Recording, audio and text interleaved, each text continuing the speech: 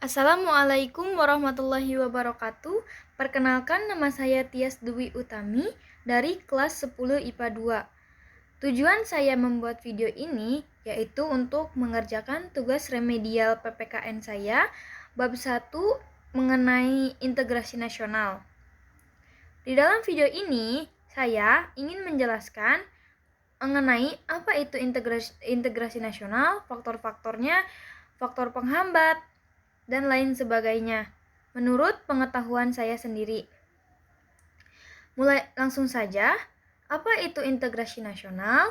Integrasi nasional adalah proses sosial dan interaksi sosial dalam upaya penyatuan berbagai bentuk kelompok sosial budaya ke dalam satu kesatuan wilayah kekuasaan.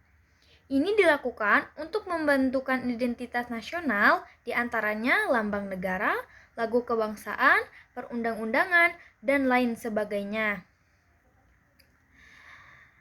Yang kedua yaitu apa saja faktor-faktor pembentuk integrasi nasional.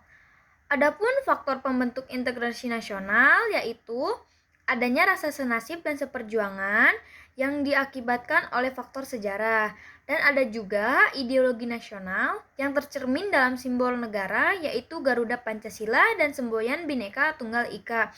Apa itu Bhinneka Tunggal Ika?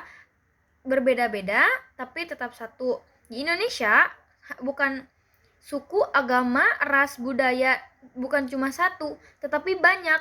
Itu yang menjadi apa beda-bedanya, tapi tetap satu, kesatuan. Dan yang ketiga, apa pentingnya integrasi nasional? Pentingnya integrasi nasional atau fungsi paling utama urgensi dari integrasi nasional yaitu menjamin kesatuan suatu negara di tengah banyaknya perbedaan yang dapat menimbulkan konflik. Dan suatu negara hanya bisa maju dan sejahtera jika warga bersatu dan bekerja sama menuju tujuan bersama. Yang keempat, ada apa contoh dari integrasi nasional? Contoh nyata sosial yang nyata sering terjadi pada lingkungan masyarakat ialah pelaksanaan gotong royong seluruh warga. Gotong royong yang mewajibkan seluruh warga tanpa disadari, ini adalah upaya penyatuan atau menyatukan warga tersebut. Karena kegiatan ini dilakukan oleh semua masyarakat tanpa terkecuali, tanpa membeda-bedakan ras. Mau beda agama, mau apa, kalau gotong royong pasti menjadi bersama. Dan yang kelima, jelaskan apa saja ancaman terhadap integrasi nasional. Ya, ancaman terhadap integrasi nasional dapat berupa ancaman militer dan ancaman non-militer. Dapat berupa agresi dan invasi, pelanggaran wilayah, pemberontakan, sabotase, spionase, aksi terorisme bersenjata, serta ancaman keamanan di laut dan di udara. Yang saya sebutkan merupakan contoh dari ancaman militer.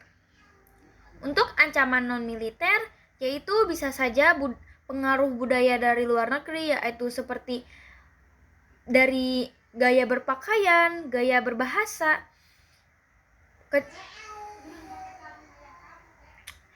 Dan yang mohon maaf saya lupa, dan ada juga faktor apa saja yang menjadi penghambat integrasi nasional.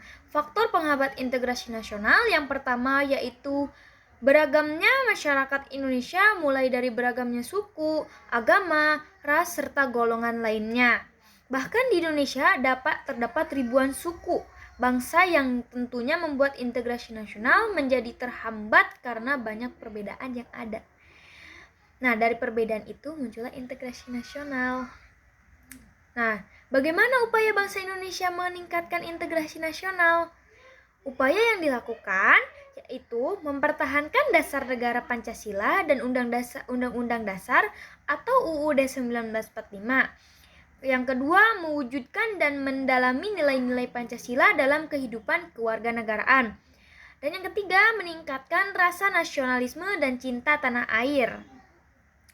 Terus yang terakhir, apa peran warga negara terhadap integrasi nasional? Yang ke-1, memiliki semangat persatuan dan kesatuan. Yang kedua, adanya kepribadian dan pandangan hidup kebangsaan yang sama. Yang ketiga, adanya semangat gotong royong. Yang keempat, toleransi terhadap ragam kebudayaan.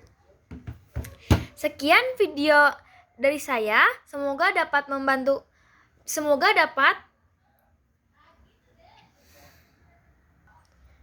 diterima oleh kalian. Saya Tias Dwi Utami pamit undur diri. Wassalamualaikum warahmatullahi wabarakatuh. Terima kasih.